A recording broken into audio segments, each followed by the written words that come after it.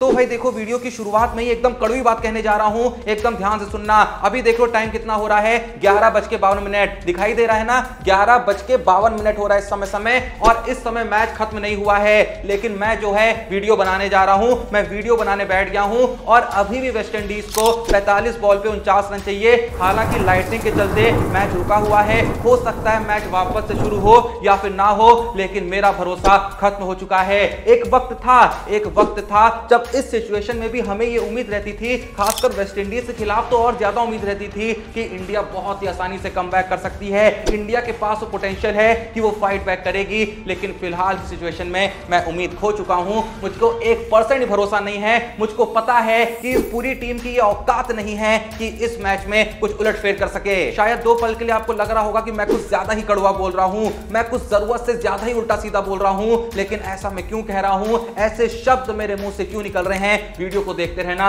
अपने आप समझ जाओगे। पर वो देखने से पहले, जैसा कि मैं तुम्हें कई बार बता चुका हूं, एक बार फिर से बता रहा हूं कि अगर तुमने अभी तक डिस्क्रिप्शन और पिन कमेंट में दिए हुए लिंक से द स्पोर्ट्स प्रिंस के टेलीग्राम चैनल को नहीं ज्वाइन किया है तो मतलब तुमको पैसा कमाने का कोई शौक नहीं है। और अगर शौक है, अगर तुम फैंटेसी टीम बनाते हो, अगर तुम प्रेडिक्शन वगैरह करते हो, अगर तुम स्पोर्ट्स ट्रेडिंग करते हो, तो भैया स्पोर्ट्स प्रिंस बैठा है ना, जाओ अभी जाके ज्वाइन करो, क्योंकि भैया वहां पे एकदम एक्यूरेट प्रेडिक्शन आती है कि कौन मैच जीतेगा, कौन टॉस जीतेगा, कौन प्लेयर कितने रन मारेगा। विश्वास नहीं हो रहा है तो जैसा मैंने कहा ज्वाइन कर लो, अपने आप विश्वास हो जाएगा, क्योंकि ये जो है ये इंडिया की नंबर 1 लाइसेंस लीगल कंसल्टेंसी है स्पोर्ट्स की, जहां पे जैसा मैंने कहा कि हर चीज की एक्यूरेट प्रेडिक्शन होती है। मस्त भैया लोग पैसा छापते हैं, अपन भी छाप रहे हैं, इसीलिए तुम्हारे साथ शेयर कर रहे हैं। एक बार जाके ज्वाइन कर लो, अपने आप तुमको पता चल जाएगा कि पैसा कैसे बनाया जाता है भैया, क्रिकेट की नॉलेज से। और नॉलेज तुमको यूज भी नहीं करनी, स्पोर्ट्स प्रिंस तुमको नॉलेज दे देगा, बस तुमको जाके उस नॉलेज का इस्तेमाल करना और जाके पैसा कमाना है और मस्त फिर पैसा उड़ाना है। तो जैसा मैं कह रहा था कि जिस मोमेंट पे मैंने इस मैच को छोड़ा हुआ है,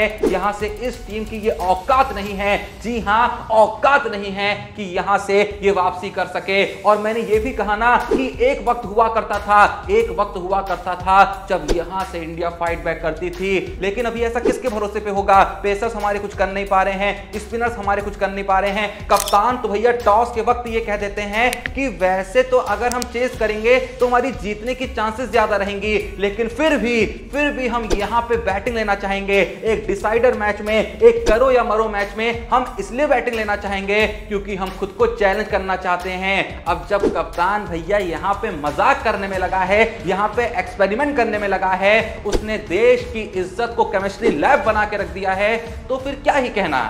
उठा ले रे देवा, उठा ले रे बाबा। पहले तो सबसे ज्यादा मूर्ख वो आईसीसी का रैंकिंग सिस्टम है, किसने अभी भी इंडिया को नंबर 1 रैंकिंग पे रखा है। भाई हमें शर्म आ रही है देख के कि हमारा देश इस फॉर्मेट में नंबर 1 रैंक पे है, लेकिन खेल ऐसा रहा है कि साला 9वीं 10वीं रैंकिंग तो आसानी से डिजर्व करते हैं ये लोग। चलो निकलो यहाँ से और आइंदा मत आना है। और देखो भाई, ये बिल्कुल ही मत सोचना कि ये जो मुझे गुस्सा आ रहा है ये इसलिए आ रहा है कि इंडिया ये मैच हार गई है। हालांकि जैसा मैंने कहा हारी नहीं है, लेकिन 100% श्योर हूं कि हारी जाएगी। पर बात जहां आती है गुस्सा करने की, तो गुस्सा मुझे इसलिए आ रहा है कि भाई हारने का भी एक तरीका होता है। क्या कहा था कुछ देर पहले मैंने कि इंडिया की आईसीसी रैंकिंग नंबर 1 है, तो नंबर 1 रैंक का एक हारने का तरीका होना चाहिए ना कि लड़के हारे, थोड़ा सा हमने फाइट बैक किया। लेकिन इंडिया कहती है कौनो कुछ नहीं करेगा, मस्त भैया एकदम भोंगे तरीके से हारेंगे कि पूरा दुनिया हंसेगा हम पे, सब लोग यही कहेंगे कि वाह क्या घटिया तरीके से हारी है। मौसम तो ऐसा लग रहा है दिल गार्डन गार्डन हो रहा है। और पता है सबसे ज्यादा दुख क्या देख के होता है कि हम यहाँ घर पे बैठ के मायूस हो रहे होते हैं, हम यहाँ घर पे बैठ के ये सोच रहे होते हैं कि बाकी देश हमारे बारे में क्या सोच रहे होंगे, वो हमारा कितना उपहास उड़ा रहे होंगे। लेकिन उसके बाद जब हम टीवी पे देखते हैं कि हार्दिक भाई मस्त चिल आउट हो रखे हैं, मस्त हंस रहे हैं, यहाँ पे सिर्फ 1 विकेट टीम ने चटकाया हुआ है, कुछ 40-45 रन चाहिए, लेकिन हार्दिक भाई कह रहे हैं कौन दिक्कत की बात नहीं है, हम तो यूनिक बन रहे हैं ना, तो क्या दिक्कत होगी। तो वो हंसी होती है ना, वो ज्यादा चुभ रही होती है इंडिया की हार के मुकाबले। जनता को आप मूर्ख समझना बंद कर दीजिए। इस प्रकार की बचकाना बातें किसी के गले नहीं उतरती, लोग मजाक उड़ाते हैं। तुम्हें भी कहीं ना कहीं इस सीरीज के दौरान 2 पल के लिए मन में जरूर आया होगा कि यार वेस्ट इंडीज जो है वो खराब टीम तो नहीं है, यार अच्छा खासा तो खेल रही है, लेकिन भाई ये इंडिया के खराब खेल की काबिलियत है कि हमने इस टीम को बहुत अच्छा दिखा दिया। क्योंकि ये जो वेस्ट इंडीज है, ये जो करंट वेस्ट इंडीज टीम है, ये T20 में कुछ नहीं उखाड़ रही थी, कुछ भी नहीं उखाड़ रही थी, एकदम घटिया खेल रही थी, जहां जा रही थी हार के आ रही थी, जिससे खेल रही थी हार के आ रही थी, ओंगी पोंगी टीमें से T20 में हरा रही थी। लेकिन जैसा मैंने कहा कि ये इंडिया के घटिया और वाहियात खेल की काबिलियत है कि हमने वेस्ट इंडीज को ये फील करा दिया है कि आप टीम अच्छी है, बस आप थोड़ा सा खराब फॉर्म से गुजर रही थी। और देखो भाई, मैं इस बात को बोलने से बिल्कुल नहीं बचना चाहूंगा कि संजू सैमसन आपने हमको बहुत ज्यादा निराश किया है। मैं सीरीज की शुरुआत से आपको बहुत सपोर्ट कर रहा था, इवन सीरीज से कई पहले से मैं लगातार ये बोलता आता था कि संजू को मौका नहीं मिल रहा है, जस्टिस फॉर संजू सैमसन। मैंने अपने दूसरे channel cricket time with Joshi में आपके लिए बिल्कुल अलग वीडियो बनाई थी यार, जिसका मैंने टॉपिक रखा था कि राजनीति का मारा संजू बेचारा। लेकिन आपने मुझको गलत प्रूफ करा है, आपने भैया दुनिया को बता दिया है कि हम मूर्ख थे जो आपके सपोर्ट में वीडियो बना रहे थे, क्योंकि ये बहुत मौके मिले हैं। माना आपको 2 मैच में बैटिंग नहीं मिली, माना आप 1 मैच में रनआउट हो गए, लेकिन 2 मैच में अच्छी खासी बैटिंग मिली, 2 मैच में सिचुएशन अच्छी थी, वहां पे आपको चलना चाहिए था। डिबेट खत्म, आपको चलना चाहिए था तो चलना चाहिए था। अब अगर आपको आने वाले मैचेस में मौका नहीं मिलता है तो गलती पूरे तरीके से आपकी है, किसी पे भी इस बात का दोष नहीं डाला जाएगा। अब जब भी आपको मौका मिलेगा, अगर आप वहां चलेंगे तो आपको आगे मौका मिलेगा, लेकिन फिलहाल के लिए हम इस बारे में ज्यादा डिबेट नहीं कर पाएंगे कि प्लीज संजू को मौका दो, उसको मौका क्यों नहीं दे रहे हो। बाकी गलती से याद है कि मैंने एक और बहुत बड़ी गलती करी थी कि चौथे T20 मैच के बाद मैंने शुभमन गिल की तारीफ कर दी थी, और कुछ ज्यादा ही तारीफ कर दी थी। मैंने बहुत कुछ कह दिया था कि भैया ये है हमारा फ्यूचर, ये पूरे तरीके से सब कुछ ट्रांसफॉर्म कर देगा। लेकिन गिल ने कहा कि भैया ज्यादा तारीफ मेरी मत किया करो और जरूरत से ज्यादा जल्दी मुझको फ्यूचर ना बताया करो इंडिया का,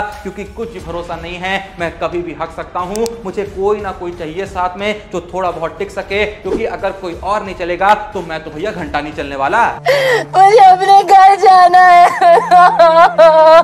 और आसान भाषा में देखो, शुभमन गिल का इस पूरी ही सीरीज में जो मूल्यांकन रहा है उसको हम डिजास्टर कहेंगे और कुछ भी नहीं कहेंगे। थोड़ा भी भैया मैं इस पे सुनहरे शब्दों का इस्तेमाल नहीं करना चाहूंगा, क्योंकि वो शुभमन गिल जिसने इतने ज्यादा हमसे प्रोमिसेस कर दिए थे, जिसने कुछ महीने पहले हमको इतने ज्यादा सपने दिखा दिए थे, उस प्लेयर की तरफ से ऐसी परफॉर्मेंस, इसको सिर्फ डिजास्टर ही कहेंगे और कुछ नहीं कह सकते हैं। बाकी आपको जो भी कहना है आप कमेंट में कह देना। बाकी जायसवाल भाई, माना कि आपका तीसरा T20 मैच था, लेकिन उसके बावजूद भी मैं आपको एक चीज जरूर कहना चाहूंगा, ज्यादा नहीं कह रहा हूं लेकिन फिर भी कहना चाहूंगा कि बड़ा प्लेयर वो होता है जो 3 मैच में 35-40 का लगातार कंसिस्टेंट परफॉर्मेंस दे। वो बड़ा प्लेयर कभी नहीं बन सकता जो एक मैच में 80-90 मार दे और बाकी दोनों मैचों में पूरे तरीके से हक दे, क्योंकि भैया टीम की जीत में यहां कंट्रीब्यूशन देना है, स्टैट्स नहीं बनाने हैं, रिकॉर्ड नहीं बनाने हैं, हाईएस्ट स्कोर नहीं बनाने हैं, फास्टेस्ट 50, फास्टेस्ट 100 यहां किसी को नहीं देखना है। अगर आप 3 मैचों में 40-45 कंट्रीब्यूशन देंगे तो आप टीम की जीत में ज्यादा कंट्रीब्यूट करेंगे। अगर आप एक मैच में 200 मार के बाकी 2 मैच में 5 रन मार रहे हैं तो आपने टीम की जीत में कम कंट्रीब्यूशन दिया है, बल्कि टीम की हार में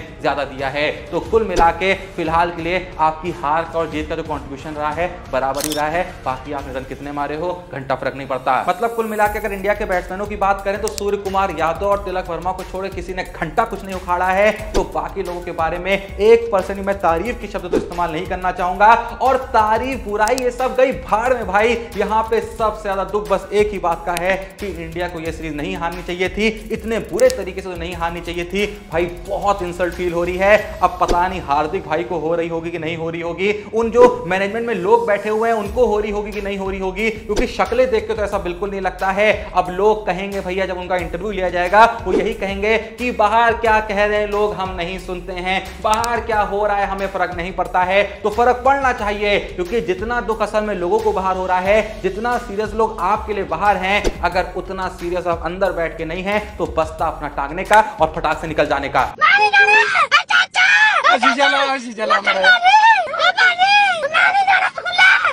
बाकी देखो, जहां बात आती है बॉलिंग की तो कुलदीप यादव पूरी ही सीरीज में ऐसे इकलौते बॉलर हैं जिन्होंने लगातार अच्छा परफॉर्म करा है, लगातार इंप्रेस करा है, कंसिस्टेंटली उन्होंने कंट्रीब्यूट करा है। अगर किसी मैच में उनकी बॉलिंग का कंट्रीब्यूशन इंडिया की जीत में कन्वर्ट नहीं हो पाया है तो उसके पीछे का सिर्फ एक ही रीजन है कि बाकी बॉलर्स इतने ज्यादा गड्ढे हैं, इतने ज्यादा गड्ढे हैं। तो भाई वो लोग कुलदीप यादव को हौले हौले खेल लेते थे, क्योंकि उनको पता था कि जब बाकी गड्ढे आएंगे उनको मस्त मारेंगे। और चाहल भाई, आपने आपने भले ही कुछ मैचों में इक्का दुक्का ओवर अच्छे निकाल दिए थे, लेकिन उसके बावजूद भी आपकी बॉलिंग बहुत ही वाहियात रही है, बहुत ही घटिया रही है। मतलब जो मन कर रहा है भैया उसको मार रहे हैं, जिस तरीके का शॉट मारना चाहे मार रहे हैं, जिसका मन कर रहा है वो आपको मार रहा है। बस इंतजार कर रहा है कि कुछ भी करके यूजी भैया का ओवर आ जाए, क्योंकि इतनी लुल्ली सी बॉल आती है आगे बढ़ने का, जहां चाहे छक्का लपेट देने का। और यूजी भाई भी कहते हैं कि यही है हमारे पास जो करने को है, अगर थोड़ी बहुत भी पिच में स्पिन नहीं होगी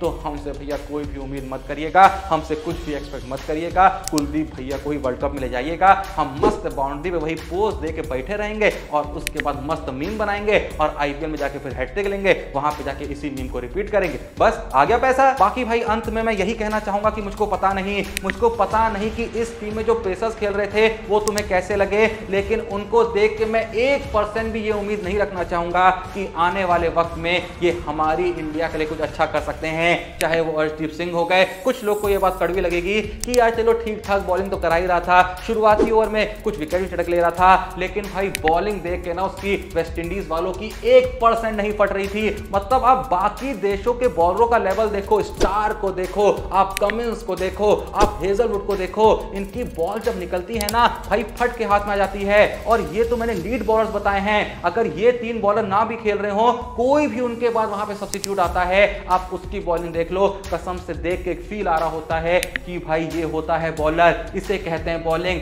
लेकिन यहां जब चाहे भैया फुल टॉस डाल दी, जब चाहे भैया पैर पे दे दी, जब चाहे भैया छक्का पड़वा दिया, और यॉर्कर का तो नाम ही ना लो, क्योंकि इतनी कम स्पीड के साथ यॉर्कर का घंटा कोई फायदा नहीं होता है। ठीक है बॉल एक आध झेला लोगे, लेकिन झेला के कब तक झेलाओगे? पूरे मैच में यॉर्कर ही डालते रहोगे ना, विकेट लेने पड़ते हैं, विकेट लेने वाली बॉलें आनी चाहिए, लेकिन भैया वो इनसे होता नहीं है। जिस बंदे से हो सकता था, जो कि मैं भैया मोहित शर्मा की बात बार बार करता हूं, उस बंदे को इन्होंने खिलाया नहीं, पता नहीं क्यों नहीं खिलाया। इसका जवाब तो अगर कर भैया ही जानते हैं, पर वो जवाब देंगे नहीं। खैर जो भी ये वीडियो देख रहा है, आप लोग का इस पूरी ही सीरीज का एनालिसिस क्या है? वो कौन सी आपको खामियां दिखी इस पूरी सीरीज में? मुझको तो बस खामियां ही खामियां दिख रही हैं। अच्छा जो इक्का दुक्का है वो इतनी खामियां है कि उसमें डूब के मर चुकी हैं वो अच्छाइयां, लेकिन फिर भी मैं आपसे पूछ रहा हूं कि आपको अगर कुछ पॉजिटिव लगा तो मत बताइएगा। खामियां जो लगी हैं आखिर उसका क्या हो सकता है? क्या इंडियन टीम भैया बर्बाद हो रही है T20 में? हालांकि बहुत से मेन प्लेयर्स खेल नहीं रहे थे, लेकिन कब तक बुमराह, शामी, कोहली, रोहित के भरोसे रहेंगे? नए लोग कुछ करेंगे या नहीं करेंगे? तो भाई देखो कुल मिला के तुम्हारा जो भी कहना है ना कमेंट में अभी कभी बता दो। लेकिन ज्यादा गुस्से में भूल ना जाना कि डिस्क्रिप्शन और प्रिंट करने में लिंक मौजूद है द स्पोर्ट्स प्रिंस के टेलीग्राम चैनल का, जहां पे जाके भैया सिर्फ ज्वाइन कर लेना है। व्हाट्सएप नंबर भी दिया हुआ है, डीएम कर सकते हो। अब अगर मन में आ रहा है क्यों करना है तो भैया 100 बार बता चुका हूं, सिंपल सा रूल है कि जितनी भी लीग चल रही हैं, जितने मैचेस चल रहे हैं, सबकी एक्यूरेट प्रेडिक्शन वहां पे आ जाती है। उन प्रेडिक्शन का यूज करके आपको मस्त भैया पैसा छापना है। हम तो रोज छाप रहे हैं। तुम सोच रहे हो कि भैया इंडिया की तो सीरीज खत्म हो गई है, लेकिन चिंता की कोई बात नहीं है, आयरलैंड सीरीज आने वाली है। उसके अलावा भैया 100 लीग चल रही है, लंका प्रीमियर लीग चल रही है। भैया फेल के सब पैसा कमा रहे हैं, तुम अगर नहीं कमा रहे हो तो बहुत कुछ मिस कर रहे हो। मेरी बातों विश्वास मत करो, टेलीग्राम चैनल को ज्वाइन कर लो, वरना जो व्हाट्सएप नंबर है डीएम कर दो, तुम अपने आप समझ जाओगे कि पैसा बनता कैसे है। बाकी वीडियो पसंद आई वीडियो को लाइक कर देना। खैर ये सब बोलने का मन तो नहीं है इंडिया की परफॉर्मेंस के बाद, लेकिन फिर भी लाइक कर देना और चैनल को सब्सक्राइब नहीं करा सब्सक्राइब कर देना। बाकी मिलते हैं नेक्स्ट वीडियो में, तब तक के लिए जय हिंद, धन्यवाद।